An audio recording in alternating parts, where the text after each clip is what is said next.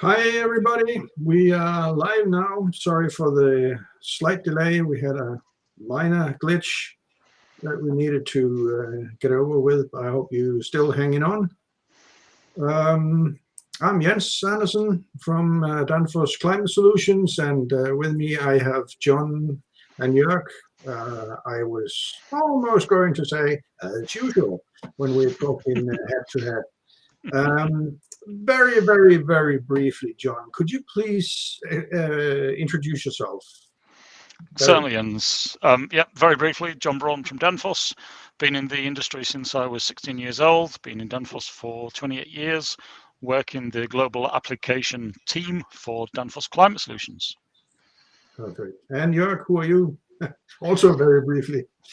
Well, I'm Jörg, as John, in the global applications team in Danfoss and in the trade for quite a long time already. Yeah, great. Thank you. Our team theme today is about cold rooms or refrigerator slash freezers. What to use, when, in what situations, etc., etc. But before we get into this, I just want to tell you guys out there that we will have a slight change. Well, not a change, an addition, which is that you, as audience, would very much be appreciated if you could answer our questions to you. We have a few, not a lot, but we have a few which will pop up during this live cast. So please let us know how you see things out there in the world, essentially. But then let's get rolling. Jörg, you are sort of with the cabinet. What would your arguments be for taking cabinets or commercial cabinets? Yeah, as you said, I'm going to defend to use commercial refrigerators and freezers here in that discussion. And the reason why I think that is a good idea or is pretty obvious. You can move them around.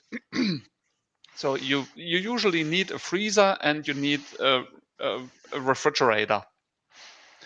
And well, you can bring them wherever you like. You have both of them maybe the same size or one of them a bit smaller.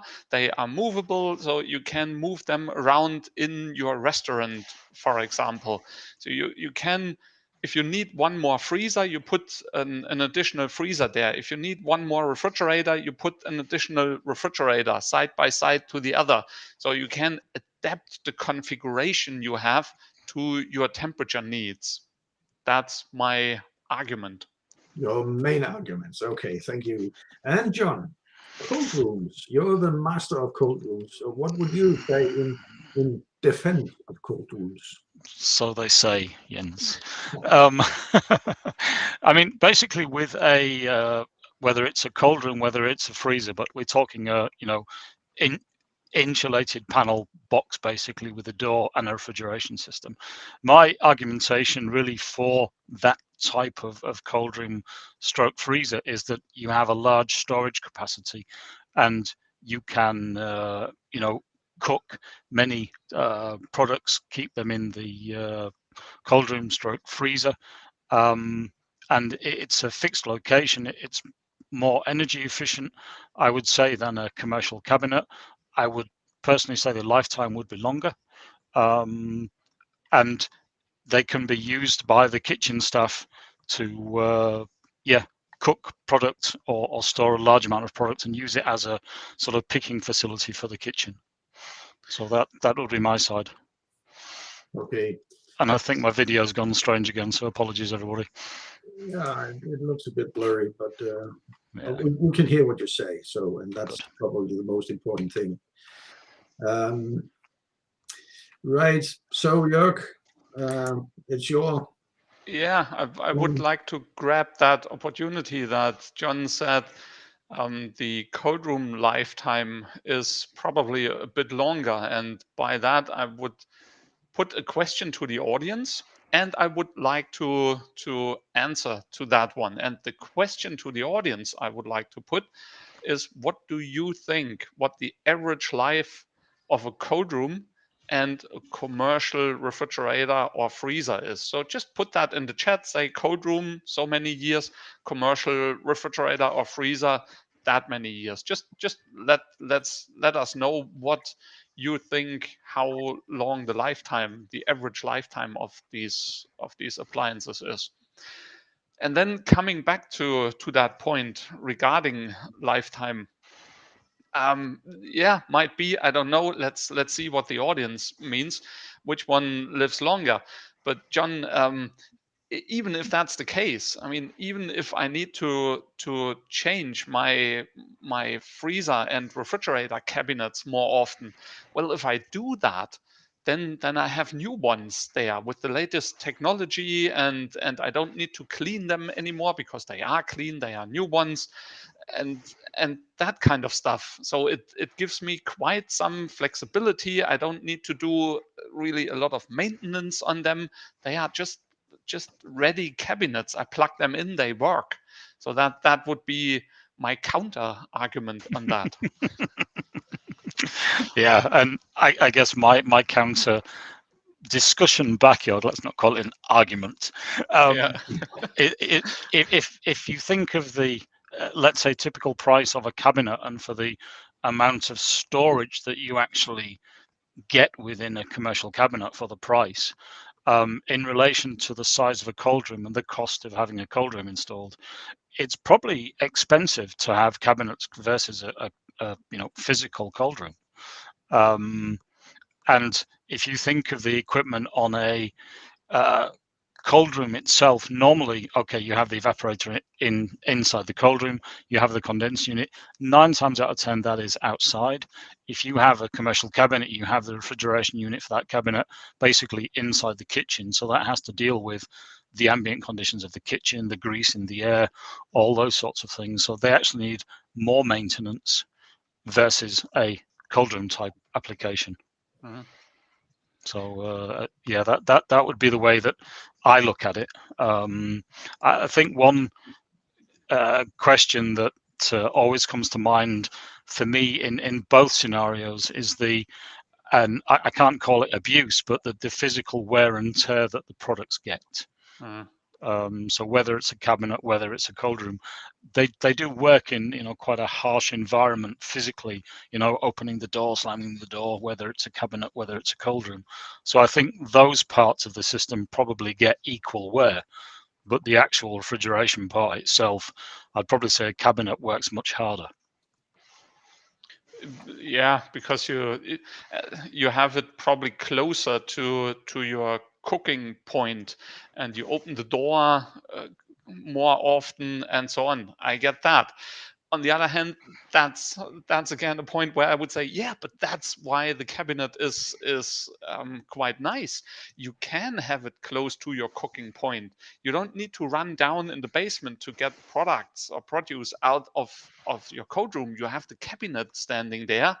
You fill it up in the morning once, and then you have the stuff available for that day, and you might refill it next morning or in the evening, so you don't run down the stairs all the time or the longer way to your cold room.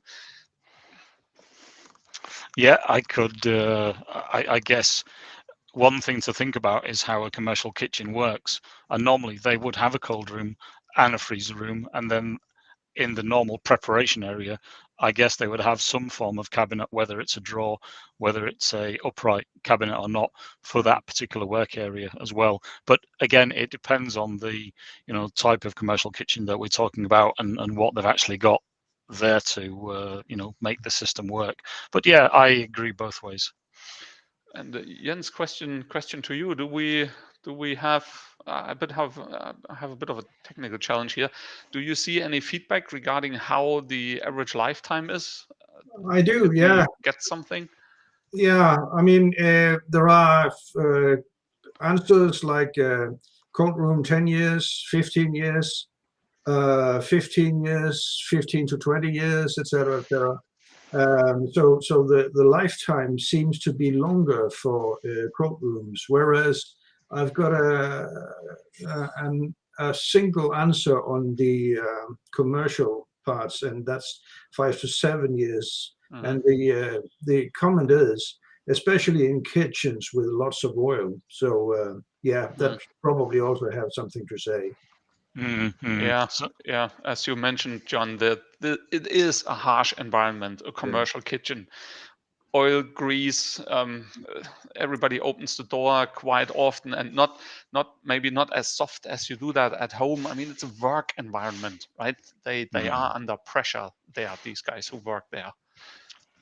Indeed. That's true.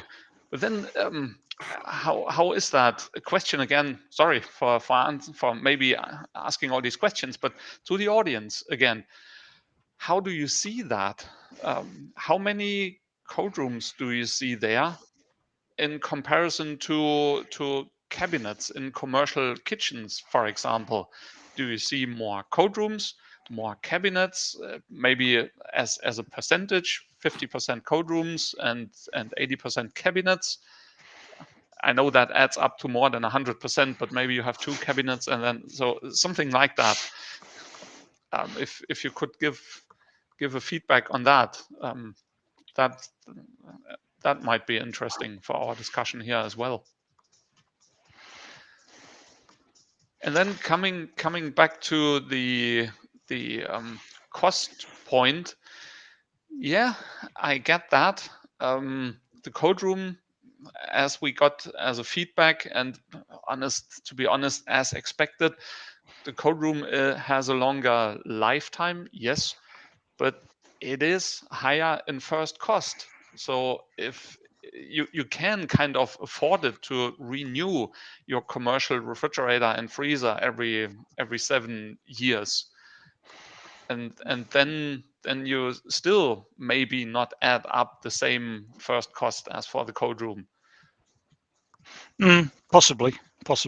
I think, and again, our discussion, our challenges, in some applications a cold room is better, in some applications a cabinet is better. We're not here to say one is better than the other. I think it's very much very application dependent on the type of commercial kitchen, what products they're dealing with, and also the physical amount of food that they're throughput of the kitchen itself. So the amount of covers that they do per day and so forth. Jorg, I agree. Obviously, the capital cost of putting a cold room in is higher, the initial first cost. From a business point of view, normally if it's first cost, then you can write off the tax against that over a certain number of years.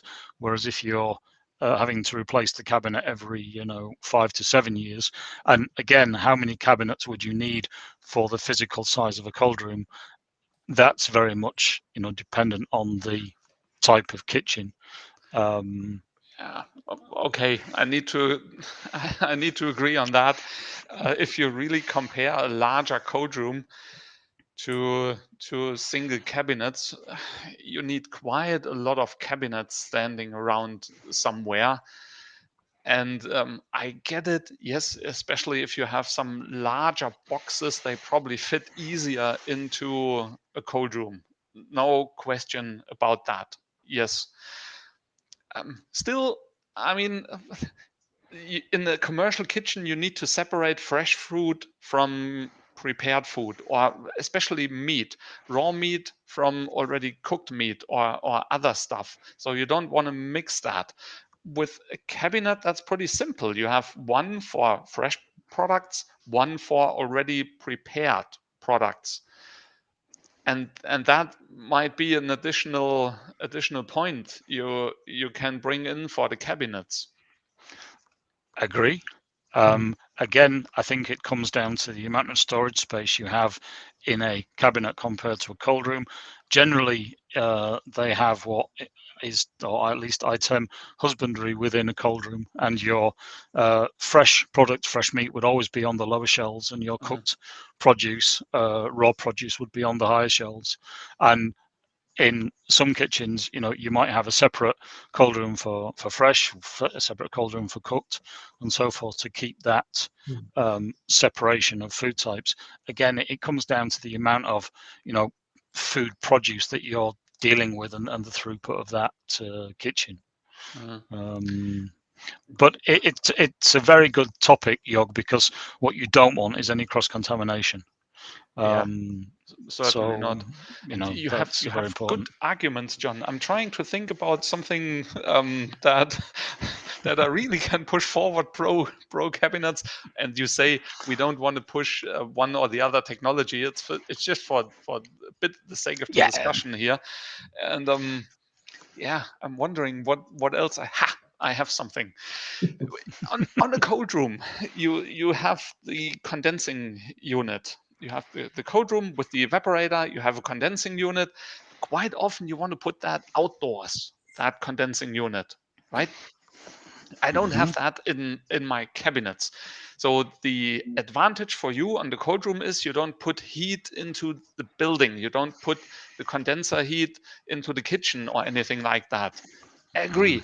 But the outside condensing unit, a neighbor might hear the outside condensing unit and might then be a bit of an annoying neighbor because he dislikes it anyway to live close to a restaurant. And then there is that condensing unit which makes noise, and you have all that trouble. So having that in mind, sometimes a solution might be a smaller condensing unit, a small cold room, and some more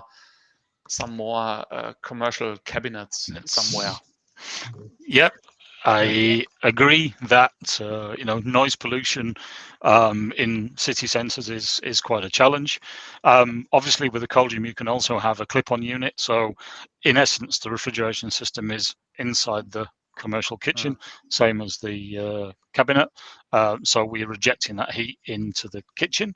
Again, challenges because we want to make sure that we have good airflow across that condenser, keep our head pressure down, all those sorts of things.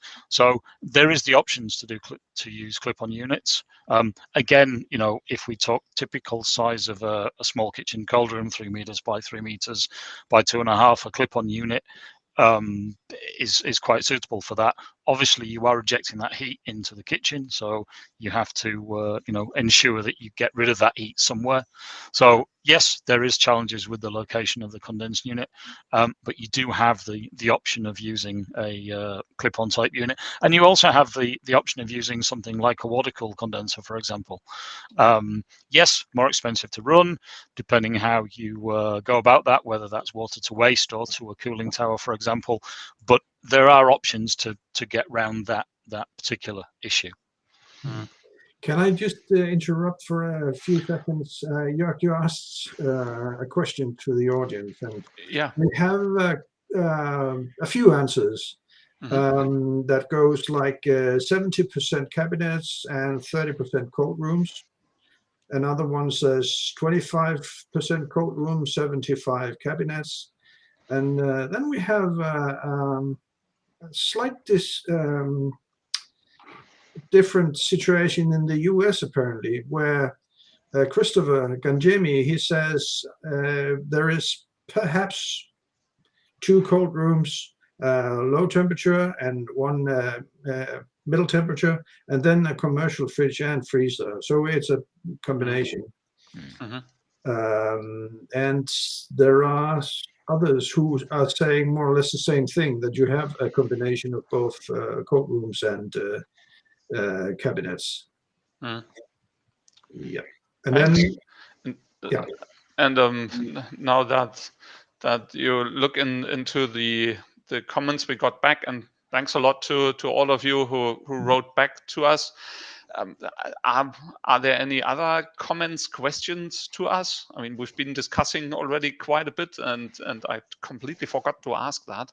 Do we have any questions, comments that we would like to jump to?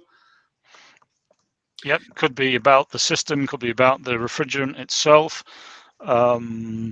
Issues with, challenges with the installation, operating problems, One question that I have, and this is sort of going into your territory, Jorg, but it's about maintenance and repair of, let's say, both cold rooms and commercial cabinets. If you have an issue with a cold room refrigeration system, obviously because of the first cost of the cold room, you would replace the let's say the compressor or the expansion valve or the evaporator or whatever. On a commercial cabinet, because the cost is lower, are we still repairing issues with commercial cabinets, or would it literally be scrap the cabinet and buy another one? That's what I'm quite interested in. That's a good question, and I don't know whether I have all the information to answer that. To me, it depends a bit on what is it, what's damaged. If that is something that is easy to repair, maybe a hinge on a door or a doorknob, something like that, I can imagine that you repair that cabinet. But if you have a larger problem on the refrigeration system, let's just assume, right? No, not that this has ever happened in reality, but let's just assume somebody takes a screwdriver, or in a commercial kitchen, you have big sharp knives, a knife to do the defrosting. Yeah. And those people who listen to us out there, they probably never seen anything like that. Then somebody scraps the ice away with a sharp knife, and by that cuts the evaporator in half. Something like that. Ooh, yeah. Or at least puts a nice big hole into the evaporator. I don't know. Does it make sense to repair that evaporator? I really don't know, but maybe somebody can give some feedback on that. Yeah, that would be great. I have an opinion, and I don't want to mention that here. Just to keep it like that before we get some feedback, and then I can voice my opinion. But for the moment, I would like to keep it to myself and not go deeper into that. So please see if you can come up with an answer to Jörg and John on this. Well, it was actually John asking the question: do you repair, or do you just well, throw it away? Hopefully not, but at least replace it, the commercial part. Meanwhile, we have another question from where is it? It's Christopher Ganjemi. He's asking, how popular are the clip-on units in Europe? John? I would say it depends very much on the area of Europe. I'd probably say Southern Europe, they are more favourable, let's say. In Northern Europe, it's probably more the separate evaporator, separate condensing unit that is piped to outside. And that might be because of the physical size of the cold room itself. Maybe in the, let's say, holiday parts of the world, the Mediterranean, for example, there's a lot of smaller type cold rooms which are more suitable to clip-on units. I've been in the business since age 16, and I don't come across that many. I'm based in the UK. I don't come across many clip-on units. Most of it is separate evaporator, separate condensing unit. And I've worked in a variety of commercial kitchens, whether it is restaurant types, schools, colleges, universities, that type of thing. Jorg, any thoughts on that from you? Just passing the buck, so to speak. What you have mentioned already, just to underline that a bit. Yeah, that distribution, I would say that's right. Yeah, and the reasons that you mentioned as well, that if you have larger restaurants, a bit more space, then it's easier and quite often more convenient to have that remote condensing unit, because you get rid of the heat to the outside. If you have a smaller restaurant in a smaller place, only maybe an older building where it is a bit difficult to get the refrigerant lines out there, you might have the unit direct on the cold room. So those are probably main reasons why you don't want to, why you cannot sometimes have the remote condensing unit. If possible, a remote condensing unit is a good solution because of energy efficiency. All over the year, you probably have a lower condensing temperature, and that gives you a better energy efficiency all year round, and stuff like that. I'd probably say one thing to add that's just popped into my mind is that if you took somewhere like Paris, for example, in the center of Paris, you will not see a condensing unit anywhere. And that's because of very strict noise regulations, because of a lot of the apartment buildings, the flats that are, on the same street as the restaurant or the university or whatever. So everything like that, from a cold room point of view, would generally be a clip-on, or it might be water-cooled, water to waste, or a very elaborate ducted system, very low-speed fans to actually move the air over the condensers. So I think noise actually also plays a very important part as to whether you put the condenser unit outside or whether you use a clip-on type unit as well. So Paris is nice for me when I'm now defending cabinets, right? So you have them indoors. They don't make any noise outdoors. Yeah, I'll give you that one, Jorg. Yeah, well, but as you mentioned, you need to get the heat that they put into the commercial kitchen out as well. You have to have a lot of airflow in that kitchen anyway, so that should be quite okay.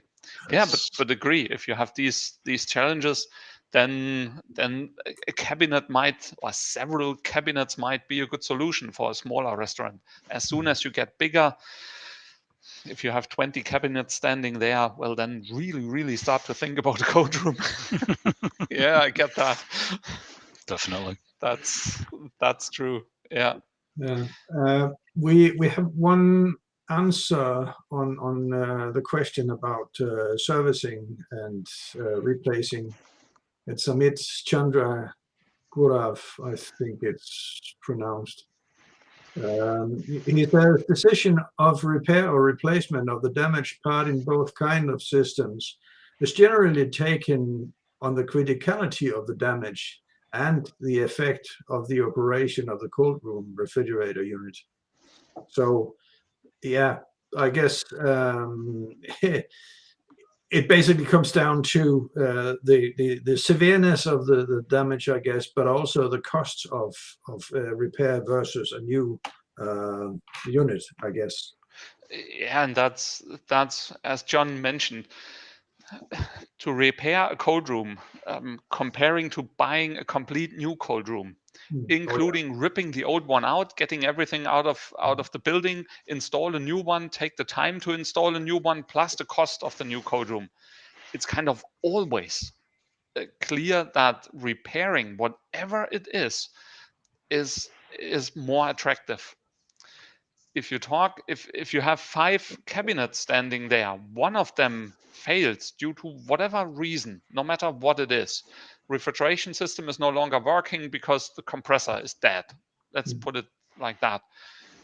Now, I mean, replacing that cabinet, quite a lot of them are on wheels. You just wheel them out, wheel the new one in, plug it in. 2 hours later, that thing is cold and you can stock it up again. Then the big question is, does it make sense to keep it there, repair it on site, spend the money for the guy who repairs it, and so on? Quite often, I guess, if you have a larger issue on a cabinet, it just gets replaced. I mean, knowing a little bit, Jorg, regarding prices and so forth, and this is a very general figure. Please don't take this as gospel, anybody.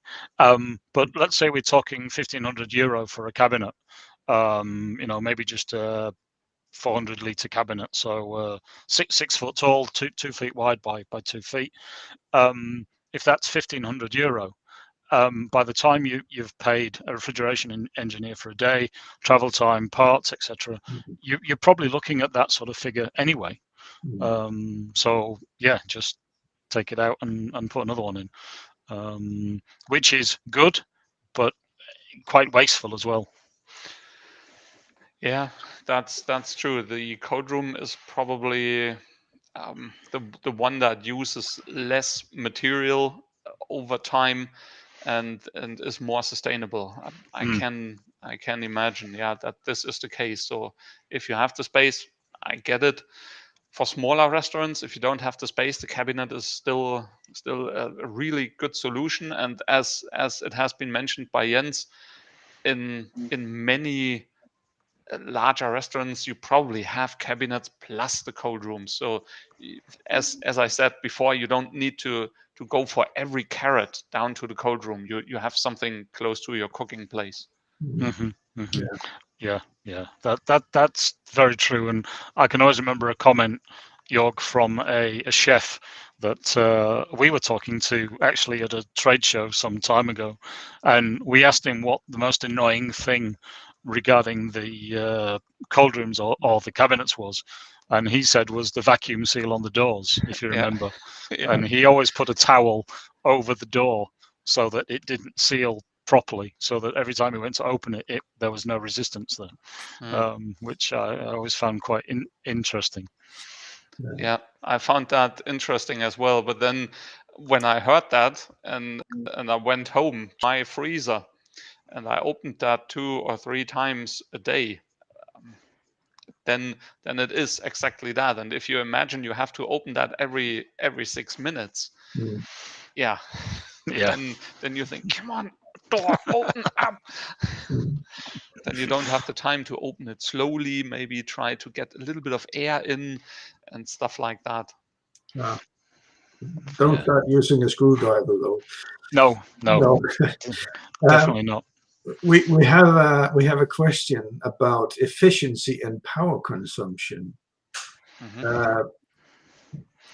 That's I would very much like to sort of add to that as well.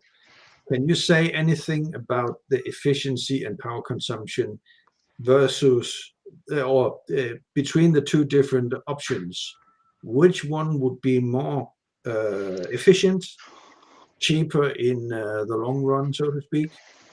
If it is the cabinets or the cold room, can you say anything about that? That's a good one. That's a very good one. Yeah, and now that I think about it, I could of course say, well, if you compare one cabinet to one cold room, the cabinet wins. Because you have a condensing unit of 5 kilowatts out there, and the refrigeration system of the cabinet uses only a few hundred watts. But I get it, that would be unfair, because then we would need to say, okay, for the same refrigerated volume, and compare that one. But this one, I really don't know. It's an interesting question, I guess. And if you take, standard 3 meter by 3 meter by 2.5 cold room, the actual storage space that you have in there compared to the number of, let's say, cabinets you would need to equate to that space, I would imagine the cold room would be much more energy efficient for that area. The other way that I would look at it as well would be air exchange, because every time you open the door on, let's say, a standard size cabinet, a 400 litre cabinet, for example, every time you open that door, it must take a long time for that temperature to get back down to temperature again. Whereas in a cold room, you are in, and do you lose the same amount of air, and does it take a shorter time or longer time to get back down to temperature? I don't know. These are all interesting questions. Yeah, that's one point I had in mind as well, air exchange. Because if you open the door of a cabinet, of course, compared to the inner area of the cabinet, of the volume of the cabinet, that door has quite a large surface. So you have a lot of air exchange. If you open the door of a cold room, the door compared to the inner volume is relatively small. So your air exchange is smaller already. I get that, and I would give that point to the cold room. Another point I would give to the cold room is that for the same refrigerated volume, the cold room has probably a lower how to call that, a lower surface around it. So you just have the floor, the walls, and the top of the cold room. You have that only once, all of that. For a cabinet, let's say you have a 400-liter cabinet, but you need 10 cabinets to come to 4 cubic meters of cold room space. So the 10 cabinets together, their total surface is probably higher than the surface of the cold room. And the surface is the how is that called, the encapsulation, whatever. John, help me as a native speaker. That one has probably more area on the same refrigerated volume on the cabinets, and that means there is more potential for a heat flow through that surface. And that's why I can imagine, without knowing it exactly, I can imagine that there is a good argument for the cold room on that point. Yeah, I would say the same thing. Based on the physical volume that you're actually storing, as you say, the number of cabinets that you'd need for your, let's say, typical cold room size is quite a lot. But yeah, it's a interesting discussion, I have to say, as to if you looked at the energy usage, the refrigerant type, so on and so forth, running hours, everything else, that would be a good comparison. Mm. That would be an interesting one. Yeah. And then when we talk about efficiency, what about efficiency decrease over time? I don't really see a major decrease in a refrigeration system that you say, like maybe a car that is 15 years old has no longer 100 horsepower as it came fresh from production side. It falls down to 70 because of all the wear and everything on the pistons. I really don't see that much for a refrigeration system. I think the only possible issue that I know of, Jorgen, and again this is against cabinets, is that generally they're sold with a warranty from the supplier, and the end user then says, well, it's under warranty, I don't need to do any maintenance. And probably the one thing that would fail would be the condenser with the grease, etc., if that's never cleaned. And then you can have head pressure problems and compressor problems.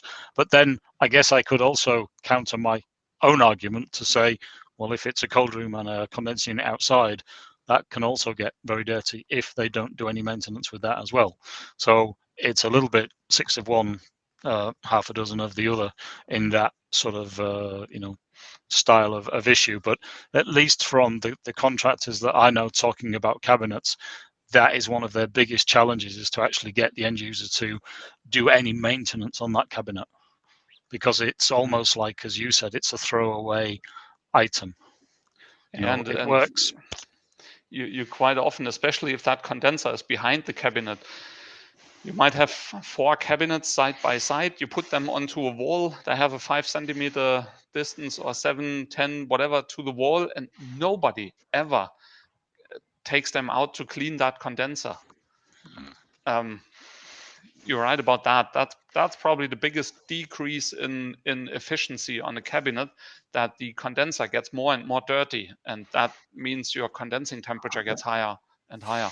Yeah, and that condenser normally, at least on a commercial cabinet, is going to be on the top with the small condenser unit. It's out of sight, it's out of mind. Nobody looks at it. But then I could counter that argument to say, well, if it's a condenser unit outside, most time that's never looked at either by the end user. I've been to site where there's been a small jungle growing around the condenser, and it's like, does it matter? So yeah, it's a difficult challenge for both types of application. Yeah. Actually, we have a relevant question in this context.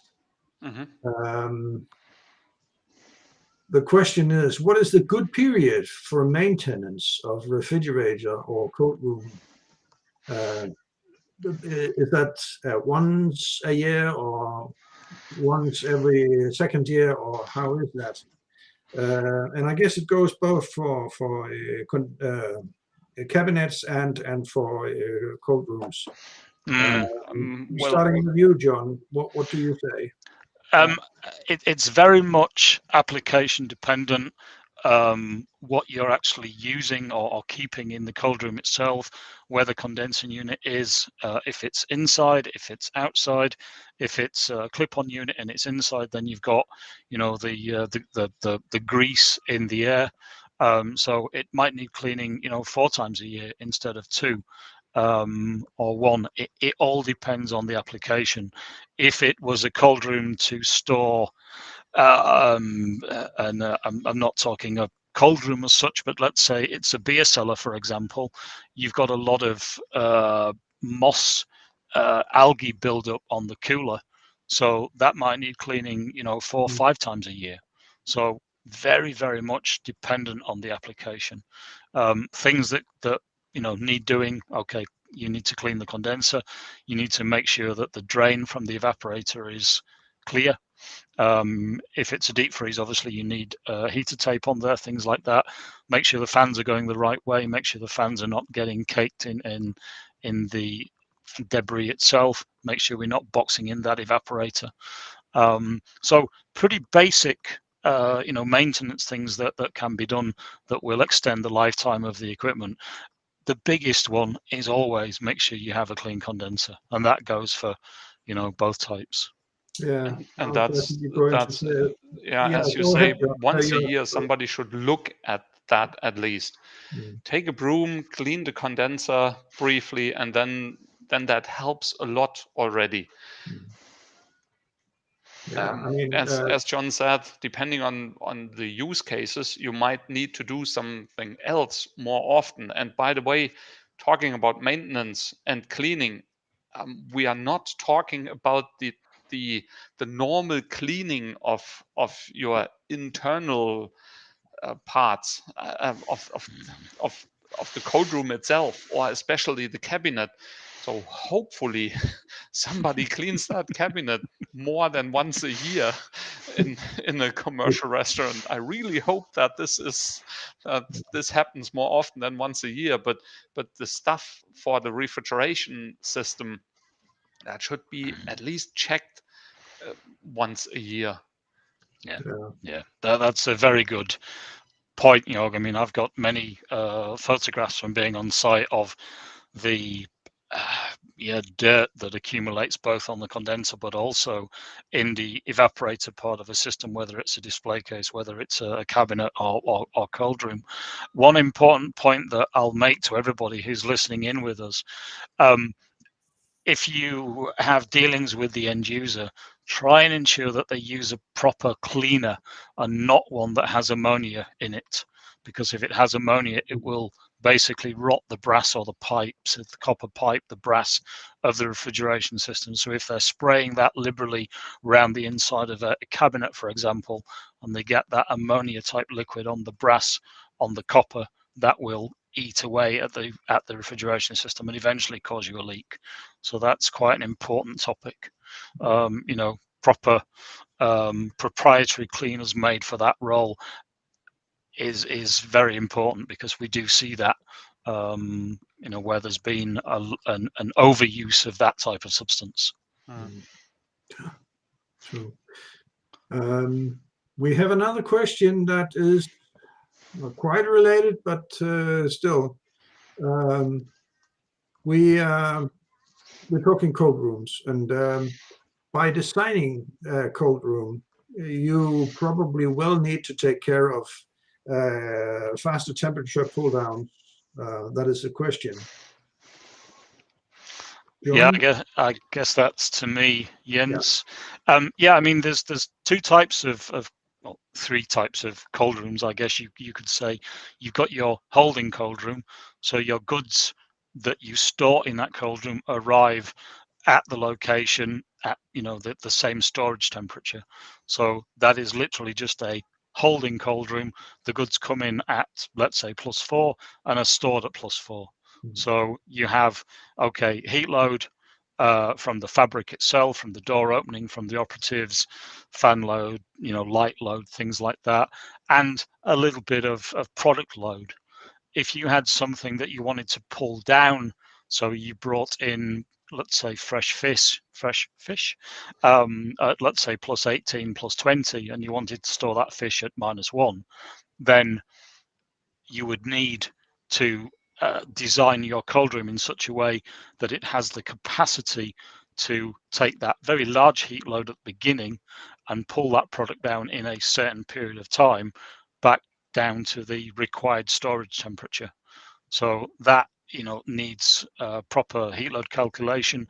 It needs, excuse me, proper refrigeration equipment to actually cope with that, because when you're pulling down from a high temperature, you've got a high suction pressure, so your compressor needs to be able to cope with that.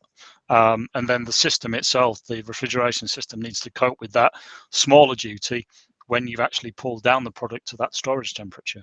So that needs to be designed in a way, and that is a pull down cold room or blast chill, for example. And then you can also have the same thing with the freezer room. It either arrives frozen and is stored frozen, or it is frozen in the process of being in the cold room. So that would be, let's say, a pull down freezer, or if you want to do it very quickly, a blast freezer.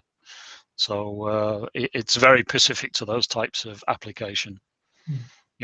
I've recently been on a site which the equipment installed was for a holding cold room, and we learnt during the process on the site that actually the product arrives at 38 degrees and is then stored in the cold room to be pulled down to temperature. So the refrigeration equipment was completely wrong for that application. And I mean, you answered that for cold rooms, and if I want to compare that a bit to cabinets, cabinets have a certain refrigeration capacity, and quite often, always, let's take a freezer cabinet. You find somewhere in the instruction in that freezer cabinet that this freezer cabinet can freeze that many kilograms of produce per day, for example. So you could put in fresh vegetables and can freeze them that many kilos. By the way, you have that for your freezer at home as well. Somewhere it is mentioned. I know nobody takes care, right? Nobody reads that. The good thing at home, you don't put every day 3.5 kilos of fresh vegetables in your freezer. So usually that works. And even in a restaurant, as John said, usually you don't buy fresh vegetables and freeze them. You use them fresh, or you have frozen products which are already frozen and go into the freezer cabinet. Most of these units are not used to freeze something, and some cold rooms are used to cool stuff down. Yeah, but in restaurants, usually it is really something that comes in approximately at these temperatures. Salad or something like that, maybe not. They bring that down, but fish, meat, cheese, and so on, that's usually pre-cooled when it comes into the cold rooms or the cabinets in a restaurant. Yeah, no, agree. Yeah. Any other questions we have open? Well, I think we have one.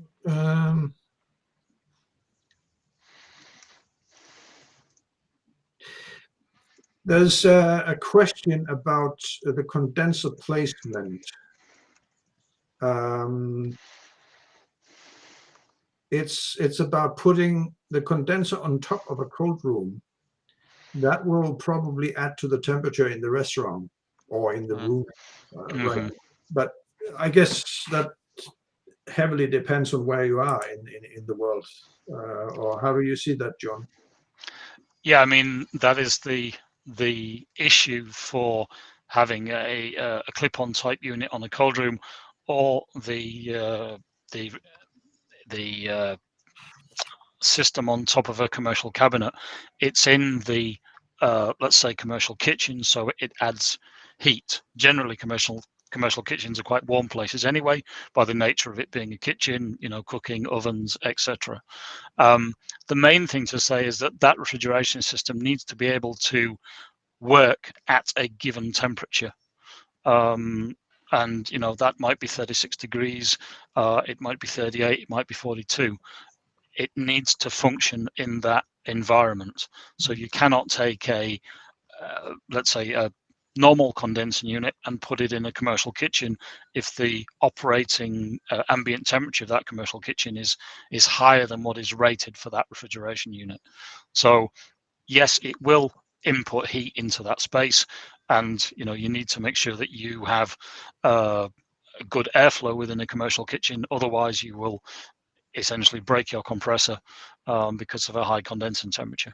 So it needs to be able to function in that environment.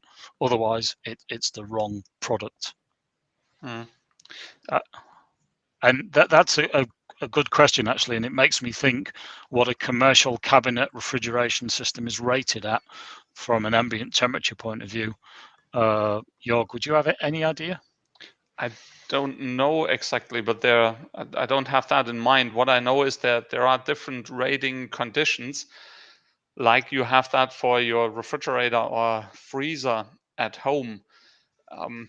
Most of these units are probably designed to be able to cover quite a broad range, but if you would have one that is made for higher temperatures, you are somewhere in the south and you always have higher temperatures, and you use that unit somewhere far in the north where it's really cold, then your condenser might be not really designed for these cold temperatures, and your refrigeration system is not running properly.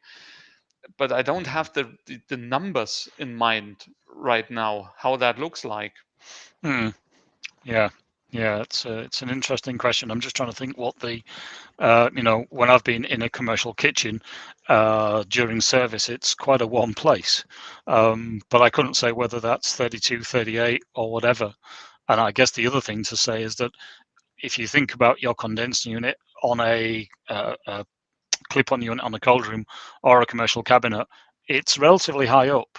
So the temperature up here is going to be a lot warmer than it is at, let's say, ground level where you're working. So I guess that's something else to take into account as well. Yeah, I mean, the kitchen, a commercial kitchen, especially in the summer, can be really, really warm. Yeah.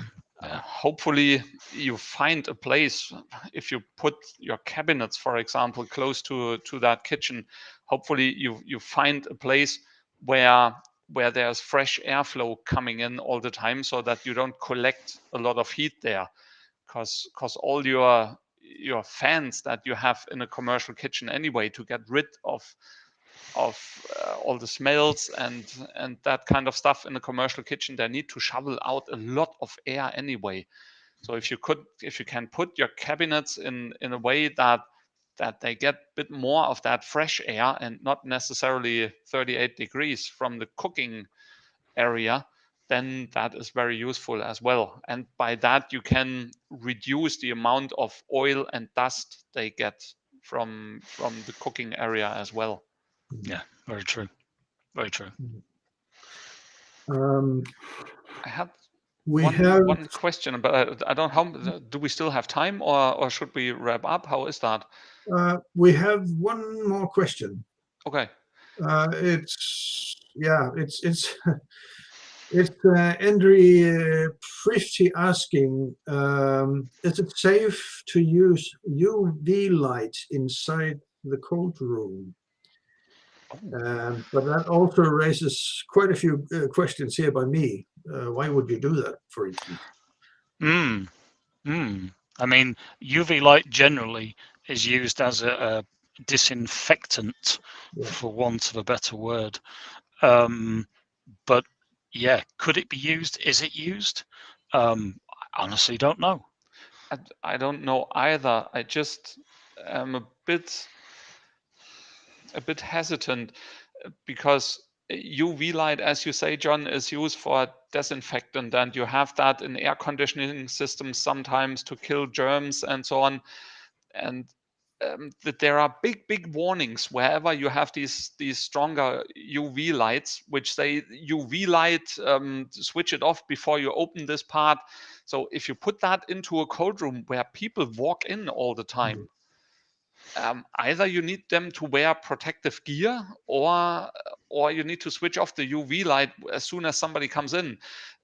If that is allowed at all, I don't know that, but before doing that, I would really strongly recommend to check any guidelines and regulations regarding that, whether you can do that at all in a cold room where people go in.